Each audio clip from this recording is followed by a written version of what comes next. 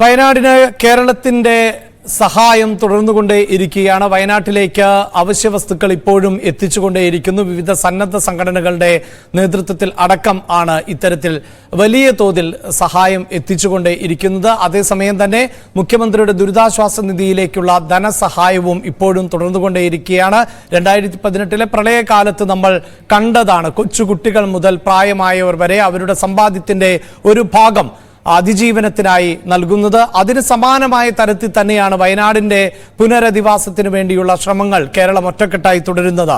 വാർത്തയുടെ വിശദാംശങ്ങളുമായി ചേരുന്നത് ഡാൻ ആണ്. ഡാൻ, നമ്മൾ ന്യൂസ് ട്രെൻഡ്സ് ആരംഭിച്ചപ്പോൾ തന്നെ ഒരു ദൃശ്യം പ്രേക്ഷകരുമായി പങ്കുവച്ചിരുന്നു. അതായത് വയനാട്ടിലേക്ക് ഒഴുകിയെത്തുന്ന സാധന സാമഗ്രികളുടെ ദൃശ്യമാണിത്. അത് അത്ഭുതപ്പെടുത്തുന്ന ഒന്നാണ്. അതായത് മലയാളികളുടെ സ്നേഹമാണ് ആ മുറിയാകെ നിറയുന്നത്, അല്ലെങ്കിൽ ആ ഗോഡൌൺ ആകെ നിറയുന്നത് എന്നതിൽ തർക്കമില്ല. ആദ്യം നമുക്ക് ഇത്തരത്തിൽ, അതായത് ആ പ്രദേശത്തിന് ഇപ്പോൾ ആവശ്യമായിട്ടുള്ള വസ്തുക്കൾ, അവശ്യ സാധനങ്ങൾ അവിടെ എത്തിക്കഴിഞ്ഞു. എന്താണ് വിവരങ്ങൾ?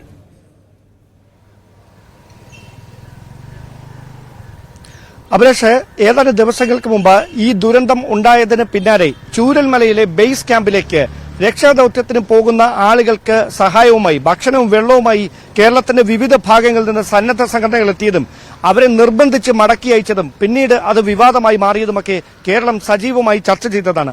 അതിന് പിന്നാലെയാണ് നമ്മൾ ഒരിക്കലും കണ്ടാൽ വിശ്വസിക്കുകയില്ലാത്ത കേരളത്തിന്റെ കരുതലിന്റെ കൈത്താങ്ങിന്റെ നേർസാക്ഷ്യമായി മാറുന്ന ഒരു കാഴ്ച ഞാനിപ്പോൾ ഈ കളക്ഷൻ പോയിന്റിൽ നിന്ന്, കൽപ്പറ്റയിലെ ഈ കളക്ഷൻ പോയിന്റിൽ നിന്ന് റിപ്പോർട്ട് ചെയ്യുന്നത്.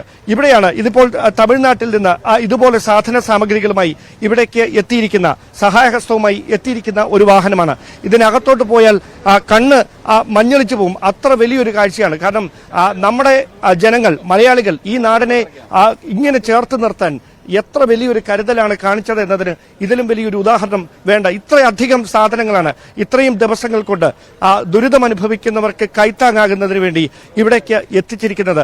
ടൺ കണക്കിന് സാധനങ്ങൾ, വീട്ടു സാധനങ്ങൾ, മറ്റ് അവശ്യ വസ്തുക്കൾ അടക്കം ടൺ കണക്കിന് സാധനങ്ങൾ ഈ ഒരു കോൺവെന്റ് സ്കൂളിന്റെ കോമ്പൗണ്ട് മുഴുവൻ, അതിന്റെ പ്രധാന കവാടമാണ്. കവാടത്തിനകത്തെ ഇപ്പോഴത്തെ കാഴ്ചകൾ ഇങ്ങനെയാണ്. ആദ്യം ഈ ദൃശ്യങ്ങൾ സമൂഹ മാധ്യമങ്ങളിൽ പ്രചരിച്ചപ്പോൾ നമുക്കും വിശ്വസിക്കാൻ കഴിഞ്ഞിരുന്നില്ല ഇങ്ങനെയൊന്നുണ്ടെന്ന്. പക്ഷേ നേരിട്ട് അത് വന്ന് കാണുമ്പോൾ ഇവിടുത്തെ കാഴ്ചകൾ ഇങ്ങനെയാണ്. ഒരു പക്ഷേ കേരളത്തിൽ ഒരു ദുരിതാശ്വാസ പ്രവർത്തനവുമായി ബന്ധപ്പെട്ട് ഒരു കളക്ഷൻ പോയിന്റിലേക്ക് ഇത്രയധികം സാധനങ്ങൾ ഒരുമിച്ചെത്തുന്ന കാഴ്ച അത് അടുത്ത കാലത്തൊന്നും ഉണ്ടാകത്തില്ലായിരിക്കും. അത്രമാത്രം വലിയൊരു കാഴ്ചയ്ക്കാണ്, കരുതലിന്റെ ചേർത്ത് പിടിക്കലിന്റെ കാഴ്ചയ്ക്കാണ് കേരളം കൽപ്പറ്റയിൽ സാക്ഷ്യം വഹിച്ചുകൊണ്ടിരിക്കുന്നത്. അപ്പോഴാണ് അഭിലാഷ് ചോദിച്ച ചോദ്യത്തിന്റെ പ്രസക്തി വർദ്ധിക്കുന്നത്. അതായത് ഇങ്ങനെയൊരു കരുതൽ, അതായത് ഇനിയും സാധനങ്ങൾ ഇങ്ങനെ കൃത്യമായി ഇവിടേക്ക് ഇങ്ങനെ പ്രവഹിച്ചുകൊണ്ടിരുന്നാൽ അവർക്കാവശ്യം ഈ അവശ്യ സാധനങ്ങളാണോ, അതിനപ്പുറത്തേക്ക് അതിജീവനത്തിന്റെ മറ്റ് കാര്യങ്ങളാണോ?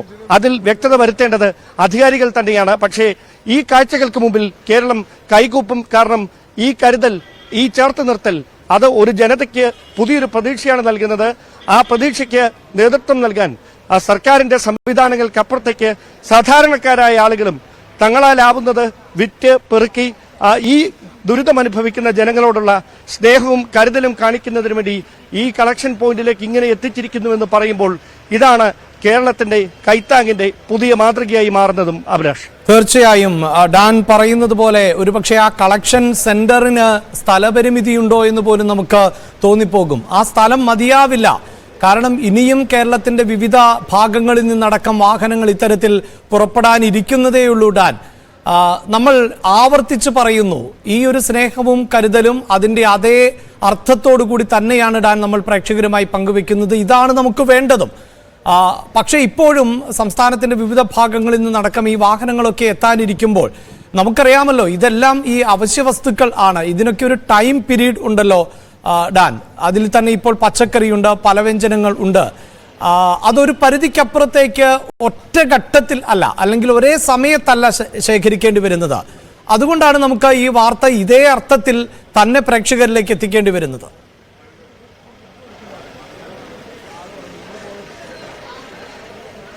അഭിലാഷ്, ഇവിടെ എടുത്തു പറയേണ്ട കാര്യം നേരത്തെ സൂചിപ്പിച്ച പോലെ പെട്ടെന്നങ്ങ് അതായത് ഒരു ഡ്യൂറബിലിറ്റി ഇല്ലാത്ത പച്ചക്കറി പലവ്യഞ്ജനങ്ങൾ അതിൽ ഈ പച്ചക്കറി ഉൾപ്പെടെയുള്ള സാധനങ്ങൾ അധികമായി അങ്ങനെ ഇവിടെ കളക്ട് ചെയ്ത് വെക്കാൻ കഴിയില്ല. കാരണം അത്രയധികം സാധനങ്ങൾ ആദ്യഘട്ടത്തിൽ ഉണ്ടായിരുന്നു. അതുകൊണ്ട് തന്നെ ഈ അരി, പഞ്ചസാര, മറ്റ് അവശ്യ വസ്തുക്കൾ അടങ്ങുന്ന കിറ്റുകൾ ഇതിങ്ങനെ വലിയ ചാക്കുകളിലാണ് ഞങ്ങൾ ഇപ്പോൾ നിൽക്കുന്ന ഈ പോയിന്റിൽ എത്തിച്ചിരിക്കുന്നത്. അതോടൊപ്പം തുണിത്തരങ്ങളുണ്ട്. വിവിധ സ്ഥലങ്ങളിൽ നിന്ന് അവർക്ക് മാറി ഉപയോഗിക്കുന്നതിനായി നമുക്ക് ലഭ്യമാകുന്ന വിവരങ്ങൾ അനുസരിച്ച് ഒരു തുണിക്കടയുടെ ഉടമ അദ്ദേഹത്തിന്റെ കടയിലുണ്ടായിരുന്ന മുഴുവൻ പുതിയ വസ്ത്രങ്ങൾ, അതായത് ഈ ഓണം പ്രമാണിച്ച് വലിയ കച്ചവടം നടക്കാൻ പോകുന്ന സമയമാണ്, അവിടേക്ക് എത്തിച്ച മുഴുവൻ പുതിയ വസ്ത്രങ്ങളും അതുപോലെ പിറക്കി ലോറിയിലാക്കി ഈ ദുരിതാശ്വാസ പ്രവർത്തനങ്ങൾക്ക് ഊർജം പകരുന്നതിന് വേണ്ടി ഈ കളക്ഷൻ പോയിന്റിലേക്ക് കൊണ്ടെത്തിക്കുകയായിരുന്നു. അപ്പോൾ എത്രമാത്രം വലിയൊരു കരുതലാണ് ഈ ഒരു സമൂഹം ഇവിടെ ദുരിതമനുഭവിക്കുന്നവരോട്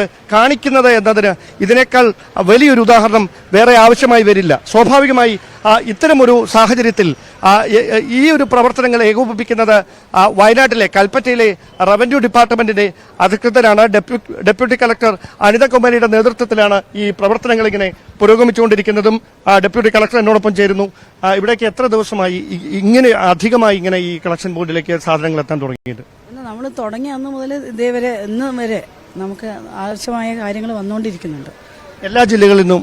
എല്ലായിരുന്നുമല്ല, മറ്റു സംസ്ഥാനങ്ങളിൽ നിന്നും, പ്രത്യേകിച്ച് തമിഴ്നാട്, കർണാടക പോലുള്ള സംസ്ഥാനങ്ങളിൽ നിന്ന് ആവശ്യത്തിൽ കൂടുതലായ സാധനങ്ങൾ നമ്മൾ ആവശ്യത്തിൽ കൂടുതൽ സാധനങ്ങളുണ്ട്. ഇല്ല, ആവശ്യത്തിൽ കൂടുതൽ വെച്ചാൽ നമ്മൾ ആവശ്യപ്പെടുന്നതിനേക്കാൾ അത്ര തന്നെ സാധനങ്ങൾ അവരോട് എത്തുന്നുണ്ട്. ഇതില് ഈ പച്ചക്കറി അങ്ങനത്തെ സാധനങ്ങളുണ്ടോ ഈ പെട്ടെന്ന്? തമിഴ്നാട്ടിൽ നിന്ന് അധികം വരും, കുറെ പച്ചക്കറികൾ വരുന്നുണ്ട്. അത് നിങ്ങളെ എത്ര ദുരിതാശ്വാസ ക്യാമ്പുകളിലേക്കാണ് മാറ്റുന്നത് ഓരോ ദിവസവും? നമ്മളിപ്പോൾ നമുക്ക് ഒരുപാട് ക്യാമ്പിന് ആവശ്യമായ ഫുഡുകൾ ഉണ്ടാക്കാൻ വേണ്ടിയിട്ട് ഓരോ കിച്ചൺ ഉണ്ടാക്കിയിട്ടുണ്ട്. ആ കിച്ചണിലേക്ക് ആവശ്യമായ സാധനങ്ങൾ കൊടുക്കുന്നുണ്ട്. കൂടാതെ നമ്മൾ എസ് ടി വിഭാഗത്തിന് ഇത് തീരെ ഇവിടെ എത്തിപ്പെടാൻ പറ്റാത്ത കുറേ ഭാഗങ്ങളുണ്ട്. അവിടേക്ക് നമ്മൾ എത്തിച്ചു കൊടുക്കും. അതായത് ഈ ഗോത്ര വിഭാഗങ്ങളൊക്കെ താമസിക്കുന്ന അവിടേക്കും നമ്മൾ സാധനങ്ങൾ എത്തിച്ചു കൊടുക്കും. ഇവിടെ നിന്ന് റവന്യൂ ഡിപ്പാർട്ട്മെന്റ് എത്തിച്ചു കൊടുക്കുകയാണ്. അത് അവർ ഡിപ്പാർട്ട്മെന്റിൽ നിന്ന് അവിടെ ഹെഡ് വരുമ്പോൾ അവർക്ക് എത്തിച്ചു കൊടുക്കും, അവർ മുഖേന കൊടുക്കുകയാണ്. മേഡം പറയുന്ന ഈ ക്യാമ്പ് എന്ന് പറയുന്നത് മേപ്പാടിയിലെ ക്യാമ്പിലേക്കാണോ? ക്യാമ്പിൽ നമ്മൾ കിച്ചൺ ഉണ്ട്. അപ്പൊ ആ കിച്ചണിലേക്ക് ആവശ്യമായ എല്ലാ കാര്യങ്ങളും ഉണ്ടാകും. ഇവിടെ നിന്നാണ് എത്തിച്ചുകൊണ്ടിരിക്കുന്നത്. അപ്പോൾ എന്തെങ്കിലും നിർദ്ദേശമുണ്ടോ ഇനി ഇങ്ങോട്ട് അധികം സാധനങ്ങൾ കൊണ്ടുവരണ്ട, അങ്ങനെ എന്തെങ്കിലും നിർദ്ദേശം കൊടുത്തിട്ടുണ്ടോ? ഇല്ല, അങ്ങനെയൊന്നും കൊടുത്തിട്ടില്ല. അതായത് പരമാവധി സാധനങ്ങൾ ഇവിടേക്ക് വന്നു, അത് ഇവിടുന്ന് ഡിവൈഡ് ചെയ്ത് കൊടുക്കുന്നു. അതെ, അതാണ് വിളിച്ചത്. എന്തായാലും എല്ലാ അഭിനന്ദനങ്ങളും ഈ ഒരു പ്രവർത്തനങ്ങൾക്ക്. സ്വാഭാവികമായി അവരുടെ വാക്കുകളിൽ വ്യക്തമാണ് നമ്മുടെ അയൽ സംസ്ഥാനങ്ങൾ കൂടി ഈ കരുതലിന്റെ ചേർത്ത് നിർത്തലിന്റെ ഒപ്പം ചേരുന്ന നല്ല മാതൃകയാണ് ഇവിടെ കാണാൻ കഴിയുന്നത്. കർണാടകവും തമിഴ്നാടും അടക്കം ഈ ഒരു ബൃഹത്തായ ഉദ്യമത്തിന്റെ ഭാഗമാകുമ്പോൾ അത് സ്നേഹത്തിന് സംസ്ഥാനത്തിന്റെയോ രാജ്യത്തിന്റെയോ അതിർത്തികളൊന്നുമില്ല എന്ന്, കരുതലിന് അങ്ങനെ ഒരു അതിർത്തികളൊന്നുമില്ല എന്ന് വ്യക്തമാക്കുന്ന കാഴ്ചകൾ ഒരുപക്ഷെ ഇത് നേരിൽ കാണണം. അപ്പോൾ മാത്രമേ ഈ കാഴ്ചയുടെ ഭംഗി എത്രത്തോളമാണെന്ന്, ഈ വലിയ ദുരന്തത്തിനിടയിലും പ്രതീക്ഷ നൽകിയത് ഇത്തരം കാഴ്ചകൾ, അതാണ് മലയാളക്കരയെ എന്നും മറ്റ് സ്ഥലങ്ങളിൽ നിന്ന് വ്യത്യസ്തമാക്കുന്നത്. അതിന്റെ ഏറ്റവും നേർസാക്ഷ്യമായി മാറുകയാണ് കൽപ്പറ്റയിലെ ഈ കളക്ഷൻ പോയിന്റിലെ കാഴ്ചകൾ. തീർച്ചയായും ഡാൻ സൂചിപ്പിക്കുന്നത് പോലെ ഇത് മലയാളിയുടെ സ്നേഹത്തിന്റെ കരുതലിന്റെ പ്രതീകമാണ് അവിടെ നിന്നുള്ള കാഴ്ചകൾ. ഡാൻ നേരത്തെ തന്നെ പ്രതികരണം അധികൃതരിൽ നിന്ന് തേടി. അപ്പോഴും എനിക്കുണ്ടാകുന്ന ഒരു സംശയം എന്നത്, ആ ദൃശ്യങ്ങളിൽ നമുക്ക് പലതും കാണാൻ സാധിക്കുന്നുണ്ട്. ഈ ക്ലീനിങ്ങിന് ഉപയോഗിക്കുന്ന സാധനങ്ങൾ ഉൾപ്പെടെ, അടിച്ചുവാരുന്നതിന്, തൂത്തുവാരുന്നതിന് ആവശ്യമായ സാധനങ്ങൾ ഉൾപ്പെടെ, ഈ വീടുകൾ, അതായത് നമ്മളൊരു പുതിയ വീടിലേക്ക് താമസം മാറ്റിയാൽ ആ വീടിന് വേണ്ട സാധനങ്ങൾ, അങ്ങനെയൊക്കെ ദൃശ്യങ്ങളിൽ ഡാൻ നമ്മുടെ ക്യാമറ ചലിപ്പിച്ചപ്പോൾ നമുക്ക് അതെല്ലാം കാണാൻ സാധിച്ചു. ഡാൻ തന്നെ സൂചിപ്പിച്ചു, ഒരു കടയുടമ ഓണ സെയിലിന് വേണ്ടി കരുതിയിരുന്ന സ്റ്റോക്ക് അത് പൂർണ്ണമായും നൽകുന്നു എന്ന്. പക്ഷേ നമുക്കറിയാമല്ലോ, ഈ എല്ലാവരെയും നമുക്ക് ഒരുപോലെയൊന്നും കാണാൻ സാധിക്കില്ല ഡാൻ. ഇപ്പോൾ ഈ ദുരിതാശ്വാസം നടക്കുന്ന സ്ഥലത്ത് തന്നെ അവിടെ ഈ വോളണ്ടിയർമാരെ കടത്തിവിടുന്നതിനടക്കം ചില നിയന്ത്രണങ്ങൾ ഒരു ഘട്ടത്തിൽ ഏർപ്പെടുത്തിയിരുന്നു. കാരണം അവിടെയുള്ളവർ തന്നെ പറയുന്നു ഇതിന്റെ മറവിൽ മോഷണമൊക്കെ നടക്കുന്നുണ്ട്, ചില വീടുകൾ, വലിയ കേടുപാടുകൾ പറ്റാത്ത വീടുകൾ കുത്തി തുറന്നു എന്നതൊക്കെ. നമുക്ക് ഇത്തരത്തിൽ ഈ സാധനങ്ങൾ അയക്കുന്നവരോട് യഥാർത്ഥത്തിൽ എന്താണ് ഡാൻ പറയാൻ പറ്റുന്നത്? അവിടെ യഥാർത്ഥത്തിൽ ഇപ്പോൾ അത്യാവശ്യമെന്ന് പറഞ്ഞാൽ ഏതാണ്ട് എല്ലാം ഉണ്ട് എങ്കിൽ പോലും അങ്ങോട്ടേക്ക് അയച്ചു ബുദ്ധിമുട്ടിക്കരുതാത്ത ചില സംഭവങ്ങൾ ഉണ്ടാകുമല്ലോ. ഈ പഴയ വസ്ത്രങ്ങൾ പലരും വീടുകളിൽ നിന്നൊക്കെ ഒഴിവാക്കാൻ വേണ്ടി കൊടുത്തുവിടുന്നു എന്നൊക്കെയുള്ള തരത്തിൽ ചില ഈ സന്നദ്ധ സംഘടനകളെങ്കിലും പറയുന്നുണ്ട്. അപ്പോൾ അതിൻ്റെയൊക്കെ ആവശ്യമുണ്ടോ? കാരണം നല്ല വസ്ത്രങ്ങൾ, അവിടെയുള്ളവർക്ക് ധരിക്കാൻ പറ്റുന്ന വസ്ത്രങ്ങളല്ലാതെ പഴയ വസ്ത്രങ്ങളാണോ അവിടേക്ക് അയക്കേണ്ടത്? ഓക്കെ, നമുക്ക് ഉപയോഗിക്കാൻ കഴിയാത്ത ഒരു സാധനം എങ്ങനെയെങ്കിലും വീട്ടിൽ നിന്ന് ഒഴിവാക്കാൻ വേണ്ടി അതിങ്ങനെ ഒരു സഹായത്തിന്റെ പ്രതീകമായി ഒരു സ്ഥലത്തേക്ക് എത്തിക്കുന്നതല്ല ദാനമെന്ന് മഹാന്മാരൊക്കെ നേരത്തെ പറഞ്ഞിട്ടുള്ളതാണ്. അത് ഒരു കാരണവശാലും പ്രോത്സാഹനീയമായ കാര്യമല്ല. അങ്ങനെയൊന്ന് നമുക്ക് ഈ സ്ഥലത്ത് നിന്ന് ഇങ്ങനെ ഇപ്പോൾ കാണാൻ കഴിയുന്നില്ല. ഞാൻ നിൽക്കുന്ന സ്ഥലത്തുള്ളതെല്ലാം പുതിയ പുതിയ സാധനങ്ങളാണ്. അതായത് മുഴുവൻ നഷ്ടപ്പെട്ട ഉടുതുണിക്ക് മറുതുണിയില്ലാതെ അവിടെ നിന്ന് ഓടി ജീവനം കൊണ്ട് രക്ഷപ്പെടേണ്ടി വന്ന ആളുകൾക്ക് വീണ്ടും ജീവിതം തിരികെ പിടിക്കാൻ ആവശ്യമായ അവശ്യ വസ്തുക്കൾ, അത് ചെറിയ കപ്പ് മുതൽ പിന്നീട് അങ്ങോട്ട് വീട്ടാവശ്യങ്ങൾക്ക് ആവശ്യമായ മുഴുവൻ സാധന സാമഗ്രികൾ, കുക്കറുകൾ, ഒരു വശത്ത് പുതിയ കുക്കറുകൾ, ഗ്യാസ് സ്റ്റൗകൾ, അതിനപ്പുറത്തേക്ക് വലിയ ചാക്കുകളിൽ അരി, പഞ്ചസാര, വീടും പരിസരവും വൃത്തിയാക്കുന്നതിന് വേണ്ടി ചൂലുകൾ, കുഞ്ഞുങ്ങൾക്ക് ഉപയോഗിക്കാൻ പേനകൾ, ബുക്കുകൾ, ഇനിയും പഠനം എപ്പോൾ പുനരാരംഭിക്കാൻ കഴിയുമെന്ന് ആശങ്കപ്പെടുന്ന കുട്ടികൾക്ക് കലാപരമായ കഴിവുകൾ വികസിപ്പിക്കുന്നതിനുള്ള കളർ പെൻസിലുകൾ, മറ്റ് അവർക്ക് ആവശ്യമായ അത്തരത്തിലുള്ള എല്ലാ സാധനങ്ങളും. ഒരു സൂപ്പർ മാർക്കറ്റിൽ പോയാൽ എന്താണ് കാഴ്ച?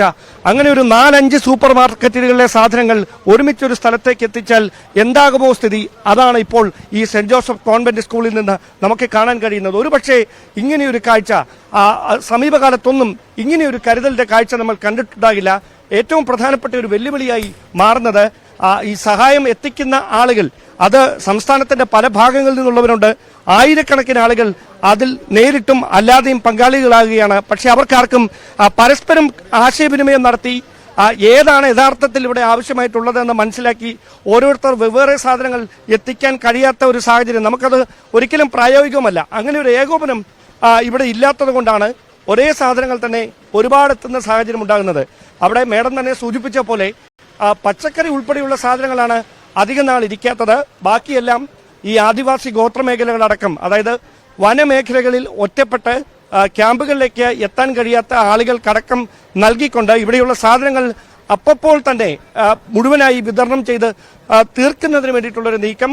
അതങ്ങനെ ഇപ്പോൾ ഒരു കണ്ടെയ്നറിൽ നിന്ന് സഹായവുമായി എത്തിയ സാധനങ്ങൾ താഴേക്കിറക്കുകയാണ്. ഒരുപക്ഷെ ആ കാഴ്ചയിൽ നമുക്ക് വ്യക്തമാകും എത്ര വലിയൊരു കരുതലാണ് നമ്മുടെ അയൽ സംസ്ഥാനങ്ങൾക്കടക്കം നമ്മുടെ ഈ നാടിനോടുള്ളതെന്ന്. അഭിലാഷ്, തീർച്ചയായും ഡാൻ ഇപ്പോൾ നൽകുന്ന ദൃശ്യങ്ങളിൽ ഇതാ മറ്റൊരു കണ്ടെയ്നർ അവിടെ എത്തിയിരിക്കുന്നു. ആ കണ്ടെയ്നർ നിറയെ സാധനങ്ങൾ ആണ്. ആ സാധനങ്ങൾ ഓരോ പാക്കറ്റുകളിൽ ആക്കി. അതെന്താണ് എന്ന് നമുക്കറിയില്ല. അതൊരു പക്ഷേ ഭക്ഷണം ഉണ്ടാക്കാനായിരിക്കാം, വെള്ളമായിരിക്കാം, വസ്ത്രമായിരിക്കാം. എന്താണ് അതിനുള്ളിലെ കരുതൽ എന്ന് അവിടെ നിൽക്കുമ്പോൾ മാത്രമേ. ഡാൻ, എന്തായാലും നമ്മൾ തുടക്കത്തിൽ ഒരു ദൃശ്യം പ്രേക്ഷകരുമായി പങ്കുവച്ചത് സമൂഹ മാധ്യമത്തിൽ പ്രചരിച്ച ഒരു ദൃശ്യമായിരുന്നു. അത് യാഥാർത്ഥ്യമായിരുന്നോ എന്ന സംശയത്തിന്റെ കൂടി അടിസ്ഥാനത്തിലായിരുന്നു നമ്മൾ ആ ദൃശ്യം പ്രേക്ഷകരിലേക്ക് പങ്കുവച്ചത്. ഈ ദൃശ്യം പ്രചരിക്കുമ്പോൾ, അത് സമൂഹ മാധ്യമങ്ങളിൽ, വാട്സപ്പ് ഗ്രൂപ്പുകളിൽ, സോഷ്യൽ മീഡിയയിലൊക്കെ പ്രചരിക്കുമ്പോൾ ഇത് യഥാർത്ഥ ദൃശ്യമാണോ, എഡിറ്റഡ് ആണോ, അങ്ങനെയൊക്കെയുള്ള പല സംശയങ്ങളും അത് കാണുന്നവർക്കുണ്ടായിരുന്നു.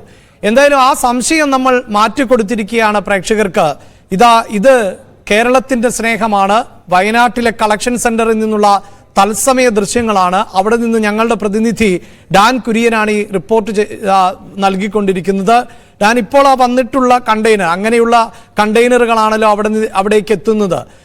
എന്ത് എന്നാണ് മനസ്സിലാക്കാൻ പറ്റുന്നത്? അതിൽ നമുക്ക് വളരെ സ്ത്രീകൾ ഉൾപ്പെടെയുള്ളവരുടെ ഒരു സാന്നിധ്യം, അല്ലെങ്കിൽ കുട്ടികൾ, അവർ NCC കേഡറ്റോ അങ്ങനെയൊക്കെയാണ്, എനിക്ക് മനസ്സിലാകുന്നില്ല. എന്തായാലും അവരൊക്കെ ഈ ഒരു ദൗത്യത്തിന്റെ ഭാഗമാവുകയാണ്. സ്വാഭാവികമായി ഇത് എസെൻഷ്യൽ ന്യൂട്രീഷണൽ കിറ്റ് എന്നാണ് എഴുതിയിരിക്കുന്നത്. ഇതിൽ മറ്റെന്ത് സാധനങ്ങളാണ് ഉള്ളത് എന്ന് അറിയാമോ? ഇതിൽ പരിപ്പുണ്ട്, ഓയില്, ആട്ട, പരിപ്പ്, വേറെന്തൊക്കെയുണ്ട്. ഇത് എവിടുന്നാണ് കൊണ്ടുവന്നത്? കർണാടകയല്ല, കർണാടക. ഓക്കെ, കർണാടകത്തിൽ ഇത് അക്ഷയപാത്ര. ഓക്കെ, അക്ഷയപാത്ര ബാംഗ്ലൂർ. യുനോ മലയാളം? കന്നഡ ഉള്ളി.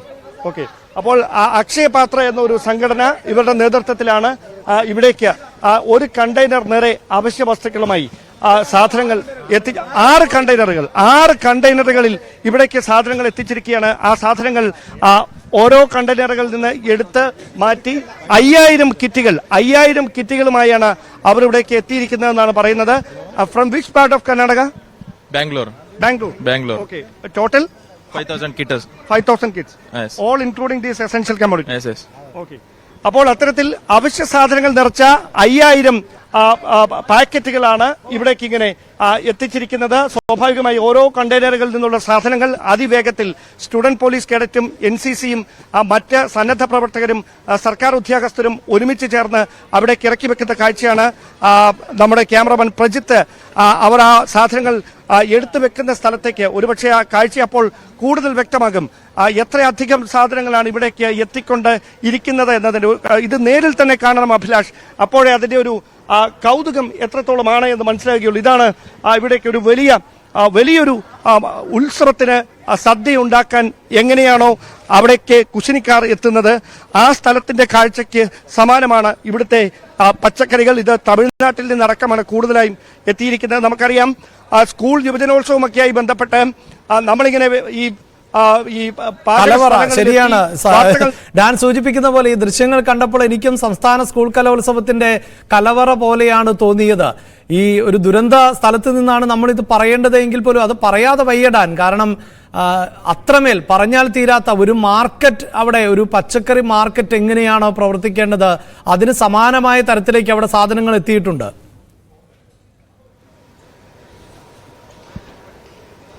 ഈ ഹൃദയം പുലർത്തുന്ന വേദനയ്ക്കിടയിലും അതിജീവനത്തിന്റെ പുതിയ വഴികൾ തേടുന്ന വയനാട്ടിലെ ചൂരൽമലയിലെ മുണ്ടക്കൈയിലെ പുഞ്ചിരിമട്ടത്തെ സാധാരണക്കാരായ ആളുകൾക്ക് പ്രതീക്ഷയുടെ പുതുനാമ്പ് മുളപ്പിക്കുന്ന കാഴ്ചയാണിത്.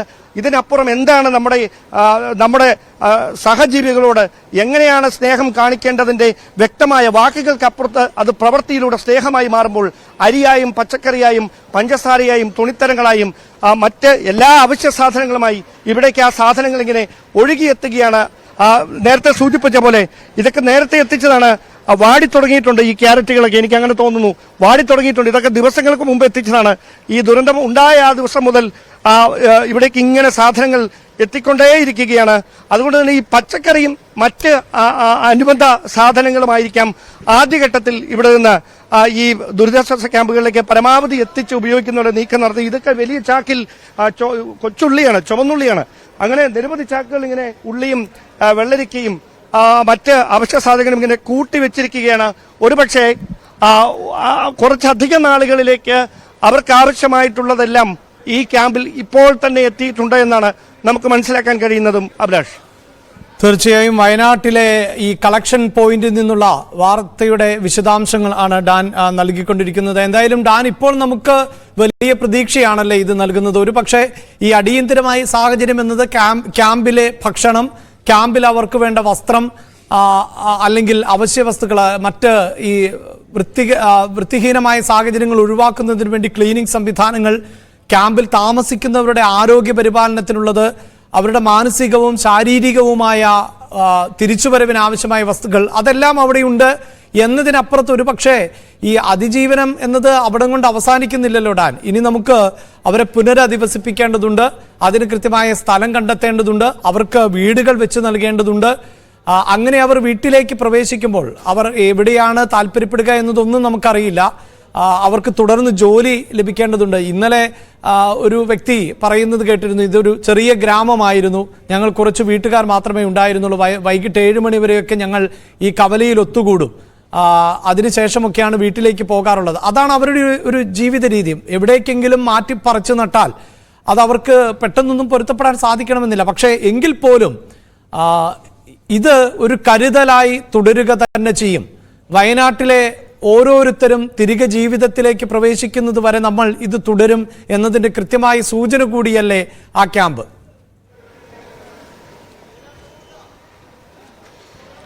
നമുക്കൊരു കാര്യം എടുത്തു പറയേണ്ടിയിരിക്കുന്നു. പുത്തുമലയിൽ ദുരന്തമുണ്ടായിട്ട്, പുത്തുമലയെ ഉരുൾ വിരിഞ്ഞിട്ട് ഇന്ന് 5 വർഷം തികയുന്ന ദിവസമാണ്. ആ ജനതയ്ക്ക്, അവിടെ നിന്ന് അതിജീവനത്തിന്റെ പാത തേടിയ ജനതയ്ക്ക് പിന്നീട് നേരിടേണ്ടി വരുന്ന കഷ്ടപ്പാടുകളെ കുറിച്ചൊക്കെ വിശദമായി നമ്മൾ കഴിഞ്ഞ ദിവസം റിപ്പോർട്ട് നൽകിയതാണ്. സ്വാഭാവികമായി എടുത്തു പറയേണ്ട കാര്യം, സർക്കാർ സംവിധാനങ്ങളുടെ ഇടപെടലിലൂടെ മാത്രമേ ഇവരുടെ പുനരധിവാസം, അത് താമസ സ്ഥലങ്ങൾ ഒരുക്കുന്നതടക്കമുള്ള കാര്യങ്ങളിൽ പ്രായോഗികമായ ഇടപെടൽ നടത്തേണ്ടത് സർക്കാരാണ്. അതുകൊണ്ട് തന്നെയാണ് മുഖ്യമന്ത്രിയുടെ ദുരിതാശ്വാസ നിധിയിലേക്ക് തന്നെ സഹായം നൽകണമെന്ന് താല്പര്യപ്പെടുന്നവർ അവ എത്തിച്ച് നൽകണം എന്ന് ആവർത്തിച്ച് കക്ഷി രാഷ്ട്രീയങ്ങൾക്ക് അതീതമായി എല്ലാവരും ആവശ്യപ്പെടുന്ന സാഹചര്യമുണ്ടായത്. ഈ ഒരു കാഴ്ചയെ നമുക്ക് അതുമായി ഒരു തരത്തിലും ബന്ധിപ്പിക്കേണ്ടതില്ല. ഇത് ജീവിക്കുന്നതിന് വേണ്ടി വിശപ്പ് മാറ്റുന്നതിന് വേണ്ടിയിട്ടുള്ള അവശ്യ സാധനങ്ങൾ അങ്ങനെ മാത്രം കണ്ടാൽ മതി.